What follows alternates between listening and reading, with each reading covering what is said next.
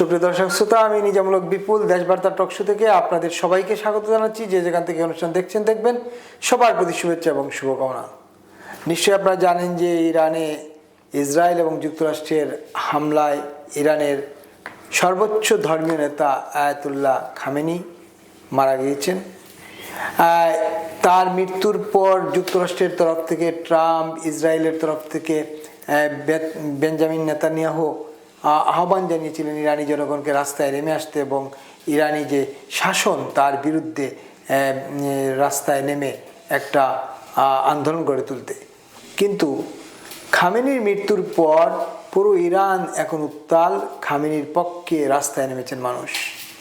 এদিকে খামেনির এই হত্যাকাণ্ডের পর আর বিশ্বজুড়ে এক ধরনের মিশ্র প্রতিক্রিয়া তৈরি হয়েছে।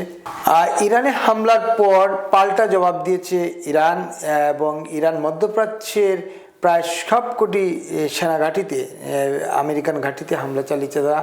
সৌদি আরব, দুবাই, আবুধাবি, কাতার আর কুয়েত, বাহরাইন সর্বত্র হামলা চালিয়েছে। এসব নিয়ে আমরা আজকে কথা বলতে চাই এই বিশ্ব পরিস্থিতি কোন দিকে যাচ্ছে আসলে, এবং আমেরিকা আসলে কি করতে চাচ্ছে এসব নিয়ে। আর আজকে আমাদের এই আলোচনায় যুক্ত হয়েছেন, সময় দিয়েছেন ডাক্তার সাজেদুল হক রুবেল, সদস্য কেন্দ্রীয় কমিটি বাংলাদেশ কমিউনিস্ট পার্টি। আপনাকে স্বাগতম দেশবার্তা টকশোতে। ধন্যবাদ আপনাকেও বিপুল ভাই, ধন্যবাদ, শুভেচ্ছা এবং দেশবার্তার সকল দর্শক শ্রোতা সবাইকে ধন্যবাদ।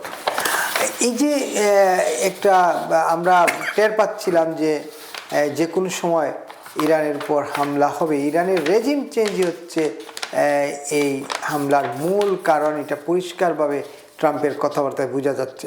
তো রেজিম চেঞ্জের জন্য একটা দেশে বোমা হামলা চালাতে হবে, দুটি দেশ বোমা হামলা চালাবে, আমরা খেয়ালে কোথায় আছি?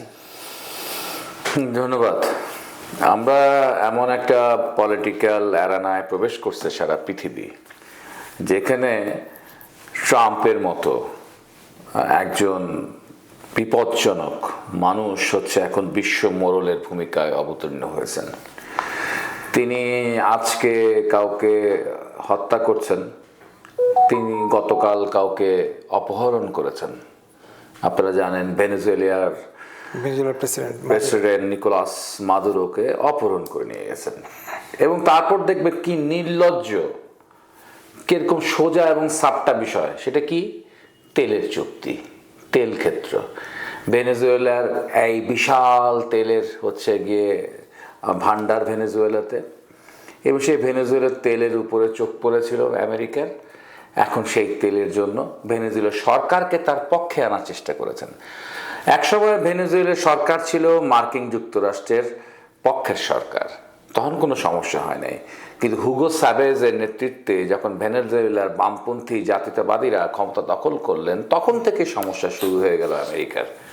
তখন থেকে তারা হচ্ছে গণতন্ত্র, মানবতা ইত্যাদি বিষয় নিয়ে খুব চিল্লাফাল্লা করলেন, এবং শেষ পর্যন্ত অনেক চেষ্টা করেছেন বহু বছর ধরে। শেষবারে হলো এবারে এসে ট্রাম্পের মতো, যে তার দেশের আইন কানুন মানে না, মানবতা তার মধ্যে কিছু নাই, সেই মানুষটার নেতৃত্বে ভেনেজুয়েলাতে ঘটনা ঘটানো হলো। ঘটনা ঘটানোর পর বামপন্থীরা সারা পৃথিবী জুড়ে এবং বিভিন্ন মানবিক মানুষ, প্রগতিশীল মানুষ প্রতিবাদ উচ্চারণ করেছেন দেশে দেশে, খুব বেশি না হলেও করেছেন।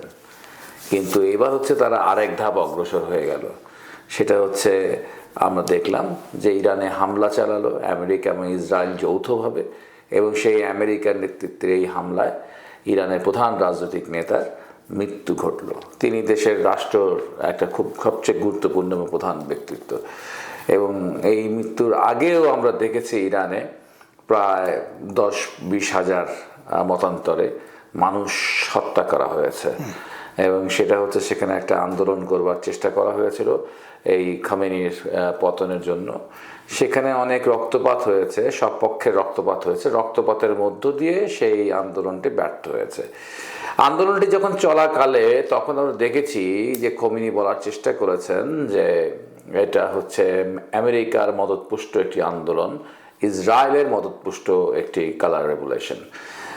যাই হোক, কিন্তু জিনিসটি সফল না হওয়ার কারণে এখন একেবারে আমরা দেখছি সরাসরি হামলা আর কি।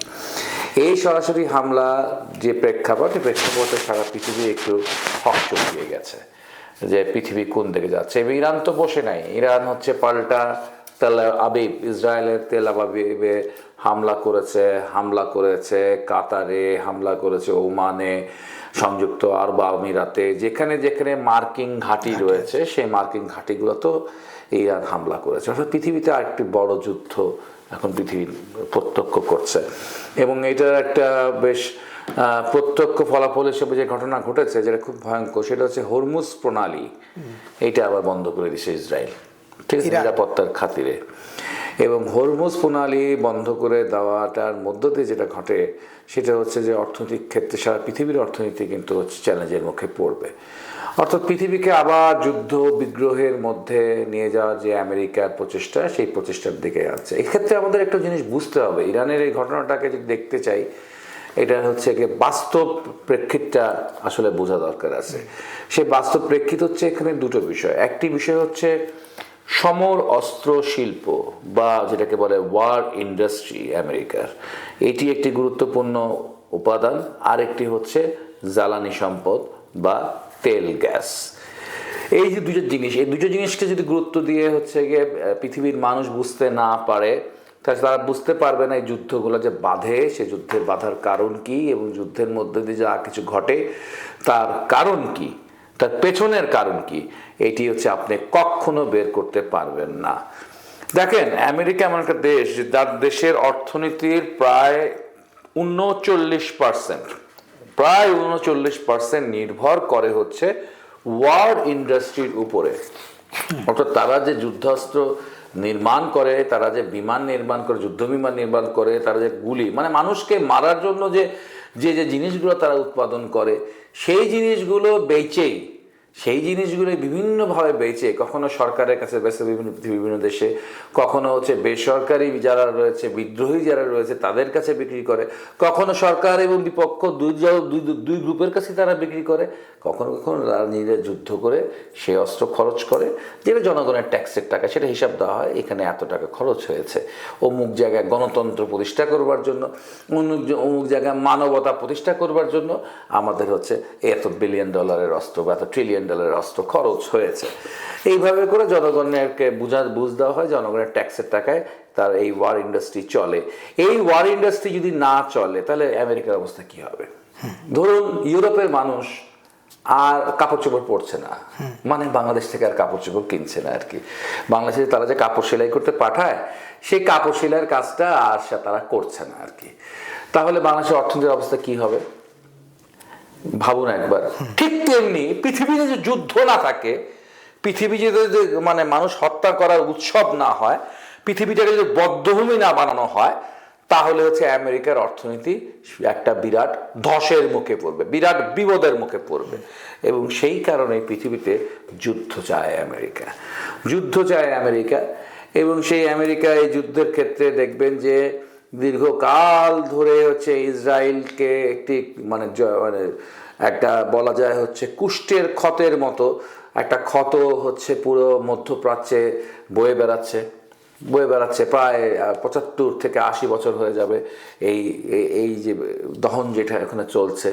এই দহনের তো শেষ হলো না, বরঞ্চ ইসরায়েলকে নানাভাবে মার্কিন যুক্তরাষ্ট্র শক্তিশালী করেছে, এবং শক্তিশালী করে দিয়ে তারা আবার হচ্ছে গিয়ে এটাকে কি বলা যায়, এখানে আবার ব্যস্ত অনুপাতে তারা বিভিন্ন দেশে আবার হচ্ছে গিয়ে ইসলামী মৌলবাদকেও তৈরি করেছে বিভিন্ন ইস্যুতে, এবং সেই ইসলামী মৌলবাদী দলগুলোকেও তারা আবার অর্থ সহযোগিতা করেছে।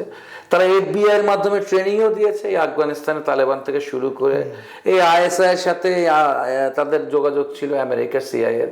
ইভেন কি সেই হচ্ছে আপনার আল কায়দার সে হচ্ছে ওসামা বিন লাদেন, সে বিন লাদেনের সাথে হচ্ছে কি জর্জ বুশের বাবা বুশের ব্যবসা ছিল, এই সমস্ত ব্যবসা ছিল তাদের। অর্থাৎ নানাভাবে হলো তারা দুই পক্ষকে, একদিক দিয়ে ইসরায়েলকেও তারা বেনিফিশিয়ারি করেছে, আরেক দিকে তারা হচ্ছে জঙ্গিবাদকে পুষেছে। পরবর্তীতে আবার এই জঙ্গিবাদকে দমনের নামে এই জঙ্গিবাদকে দমনের নামে আবার পৃথিবীতে দেখা গিয়েছে আপনার হলো আফগানিস্তানের উপর থেকে শুরু করে বিভিন্ন জায়গায় তারা হচ্ছে গিয়ে যুদ্ধ চালিয়েছে আর কি। এবং একদিকে তারা জঙ্গিবাদের পৃষ্ঠপোষকতা করে, জঙ্গিবাদের পৃষ্ঠপোষকতা করে তারপর আবার সে জঙ্গিবাদ দমন করতে চায়। এক্ষেত্রে কমিউনিস্ট পার্টির একজন নেতা বলেছিলেন একটা মজার কথা, সেটা হচ্ছে যে ওঝা নিজেই গ্রামে সাপ ছেড়ে দেয়, আবার সেই সাপ সে নিজেই হচ্ছে গিয়ে তাড়ায়, অর্থাৎ সাপ ছেড়ে দেয়, সাপ তাড়ায়, এবং এর মধ্যে তার কিছু আয় বরকত হয় আর কি। তো সেইরকম হচ্ছে দুষ্ট ওঝার মতোই মার্কিন যুক্তরাষ্ট্র আপনার হচ্ছে এই হচ্ছে পলিটিক্যাল ইসলামকে নিয়ে খেলাধুলা করে, এবং সেই খেলাধুলা বাংলাদেশেও তারা করছে। বাংলাদেশেও আমরা দেখেছি যারা হচ্ছে যে ধর্মের নামে ব্যবসা করে বা ধর্মের নামে যারা রাজনীতি করে তাদের সাথে তার হচ্ছে খুবই গোপন সম্পর্ক। আমরা তো এরকম ওয়াশিংটন পোস্টের আলোচনাও শুনেছি যে ওয়াশিংটন চেয়েছিল এবারে নির্বাচনে জামাতে ইসলামের ক্ষমতায় আসুক আর কি। এবং তো আমরা তো দেখেছি যে হ্যারি কে টমাসের নাম নিশ্চয়ই আপনি জানেন, একজন কালো ভদ্রলোক যিনি হচ্ছে গিয়ে 2003-4 সালের দিকে বাংলাদেশের রাষ্ট্রদূত হিসেবে ছিলেন, দায়িত্ব পালন করতেন, আমেরিকান রাষ্ট্রদূত। তিনি তো সার্টিফাই করে গেছেন যে জামাত কোনো জঙ্গি না, জামাত হচ্ছে মডারেট মুসলিম পার্টি। আবার আমরা দেখেছি ম্যারিয়ান পিটার্স নামে একজন মহিলা রাষ্ট্রদূত ছিলেন আমেরিকার, তিনি জামাতের সাথে সেই সময়কালে, এখন যেভাবে করে সব রাষ্ট্রদূত এসে জামাতের সাথে বৈঠক করে, তখন জামাত সেই পজিশনে সেই পরিস্থিতির মধ্যে ছিল না। সেই অবস্থাতেও আমরা দেখেছি যে ম্যারিয়ান পিটার্স তাদের সাথে বৈঠক করেছে এবং তিনিও সেই সুরে সুর মিলিয়ে বলেছেন এটা মডারেট মুসলিম পার্টি, অর্থাৎ জামাতকে নর্মালাইজ করার জন্য, জাস্টিফাই করার জন্য। কিন্তু আমেরিকার প্রচেষ্টা অনেক পুরনো প্রচেষ্টা ছিল, এবং সেই আমেরিকাই এখন হচ্ছে দোর্দণ্ড প্রতাপে চলছে। ফলে আমাদের এই দেশে হচ্ছে অনেক হচ্ছে এনজিও সেক্টরেও অনেক আমেরিকার দালাল রয়েছে। হ্যাঁ, আমরা দেখলাম তো এই বাংলাদেশের সাথে এক গোপন চুক্তি করে নিলেন, ক্ষমতা থেকে চলে যাওয়ার মাত্র 9 দিন আগেও এই চুক্তি স্বাক্ষর করলেন আমাদের হচ্ছে গিয়ে বিগত ইন্টারিম গভর্নমেন্ট, ঠিক আছে, এবং করে দিয়ে একটি অনির্বাচিত সরকার একটা চুক্তি করে একটা নির্বাচিত সরকারের উপরে একটি বিপদ এবং বাংলাদেশের সাধারণ মানুষের উপর, বাংলাদেশের জনগণের উপর একটা মহা বিপদ চাপিয়ে দিয়ে ইউনুস হচ্ছে বেশ হচ্ছে চলে গেলেন তারা। এবং আমরা জানি আমেরিকা তাকে আবারও মাথায় তুলে রাখবে আর কি, বুকে টেনে নেবে। আমরা তো দেখেছি অতীতে ক্লিন্টন বা হচ্ছে জো বাইডেনকে তাকে বুকে টেনে নিতে, এবং এখনও তাকে ট্রাম্প মাথায় তুলে নাচবেন ইউনুসকে, এবং ইউনুসের যে সাংঘাত যারা রয়েছে এখানে দেশের জামাতি শক্তি তাদেরকেও হচ্ছে তারা মাথায় তুলে নাচবেন আমরা মনে করছি আর কি। এই হচ্ছে আমাদের হালকা এই যে ইরানে হামলা হলো, এই ইরানে হামলার নেপথ্যে মূল পেছনের কারণ হচ্ছে যে রেজিম চেঞ্জের পেছনের কারণ হচ্ছে ইরানের ভূগর্ভস্থ সম্পদ, সেটাই। এখন এই রেজিম চেঞ্জের জন্য এর আগে আপনি কথা বলছেন, এর আগে ইরানের উপর রাস্তায় ইরানের সরকার বিরোধী বিক্ষোভ হয়েছে, সেখানে আবার সশস্ত্র গ্রুপ ছিল যেটা ইরান দমন করেছে। আপনি বলছিলেন 15-20 হাজার মতান্তরে, আরও বেশি কেউ বলছিলেন মারা গেছেন। সেটা দমন করার এই 1-1.5 মাস 2 মাস যেতে না যেতেই আজকে ইরানের উপর হামলা হলো। এইটার আর প্রেক্ষিতে ইরানের মানুষ কিন্তু খামেনির বা ইরানের শাসকদের পক্ষে আবার মাঠে নেমেছে। এটা একটা বড় বিষয়, সেটা হচ্ছে ভেনেজুয়েলা এবং ইরান দুই জায়গায় একটা ঘটনা ঘটেছে। সেখানে সরকারগুলোর সাথে জনগণের একটা বড় অংশের সম্পৃক্ততা ছিল, সরকারগুলোর গ্রহণযোগ্যতা ছিল। যে কারণে দেখবেন যে হঠাৎ করে ভেনেজুয়েলার একজন মানুষ, একটা মহিলা নারী, তার নাম মাচাদো, সে শান্তিতে নোবেল পুরস্কার পেয়ে গেলেন আর কি, ঠিক আছে। এবং শান্তিতে নোবেল পুরস্কার পেলেন, এবং দেখেন শান্তিতে নোবেল পুরস্কার পিছের যে রাজনীতি, এই রাজনীতিটা বাংলাদেশের মানুষকে ভালো করে বুঝতে হবে আর কি। এই মাচাদোকে নোবেল পুরস্কার দিলেন, ভেনেজুয়েলার মাচাদোকে। এই মাচাদো কি চাইছে? সে হচ্ছে আমেরিকান পন্থী, এবং সে চাইছে হচ্ছে ভেনেজুয়েলার রেজিম চেঞ্জ হোক। এবং তারপরে আমরা দেখলাম এই ট্রাম্পের মতো একজন সন্ত্রাসীকে, ট্রাম্পের মতো একজন খুনিকে, একজন কিডন্যাপারকে আবার এই মাচাদো গিয়ে কি করলো কি তার নোবেল পুরস্কারটা উৎসর্গ করলো গিয়ে ট্রাম্পের কাছে। তার মানে বুঝতে হবে যে আমেরিকার যে রেজিম চেঞ্জের রাজনীতি, ঠিক আছে, এই রাজনীতির হচ্ছে স্বরূপটা বুঝতে হবে। এই স্বরূপটা যদি আমরা না বুঝি তাহলে আমরা অনেক সময় হচ্ছে গিয়ে একটা পরিস্থিতি থাকে যখন আমরা খুব বিক্ষুব্ধ থাকি, যখন আমরা আমার দেশের রাষ্ট্র এবং সরকারের সাথে লড়াই লড়তে থাকি, তখন আবার নানা ধরনের ষড়যন্ত্রকারীরা আমাদের এই আন্দোলনগুলোকে অন্যদিকে কনভার্ট করে নিতে পারে। এবং সেই কনভার্সনের জায়গাগুলো পৃথিবীর দেশে দেশে তো আমেরিকা খুব সফলভাবেই করছে। এবং আমেরিকার এই রেজিম চেঞ্জের বিষয়টা এখন ইরানে কতটা সফল হবে এটা হচ্ছে বুঝে নেওয়া একটু কঠিন রয়েছে। কারণ ইরানের মানুষ, আর যাই হোক, ইরানের মানুষ কিন্তু হচ্ছে গিয়ে মার্কিন সাম্রাজ্যবাদ, আমেরিকান সাম্রাজ্যবাদ সম্পর্কে তাদের ধারণা স্পষ্ট রয়েছে। এবং আমেরিকান সাম্রাজ্যবাদের ওইখানকার স্থানীয় পার্টনার ইসরায়েল সম্পর্কে তাদের ধারণা খুবই স্পষ্ট রয়েছে। এবং হামলাটা যেহেতু আমেরিকা এবং ইসরায়েল মিলে করেছে, ফলে ইরানের সাধারণ জনগণ এই সাম্রাজ্যবাদের কাছে মাথা নত করবে না, মাথা নত করবে না। এখানে আজকে যে খোমেনিরা ক্ষমতায় এসেছে, সেই খোমেনিদের ক্ষমতায় আসার পরটাও কিন্তু বেসিক্যালি ছিল সাম্রাজ্যবাদ বিরোধী লড়াই, এবং সেটার একটা বিপ্লব।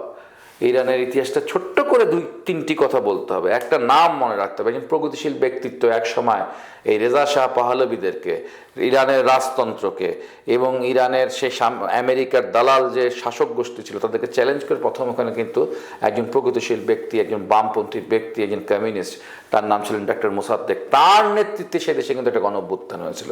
এবং তিনি দেশের কিন্তু প্রধানমন্ত্রী নির্বাচিত হয়েছিলেন। কিন্তু নির্বাচিত হওয়ার পর যখনই তিনি হচ্ছে এই যে সকল তেল ক্ষেত্র ইরানের বিদেশি কোম্পানিগুলোর কাছ থেকে ছিনিয়ে নিয়ে জাতীয়করণ করেছিলেন, তখনই তার পতন ঘটেছিল ডক্টর মোসাদ্দেকের। যখনই হচ্ছে আমেরিকা ব্রিটিশ স্বার্থের বিরুদ্ধে, ফ্রেঞ্চ স্বার্থের বিরুদ্ধে দাঁড়িয়েছিলেন ডাক্তার মোসাদ্দেক।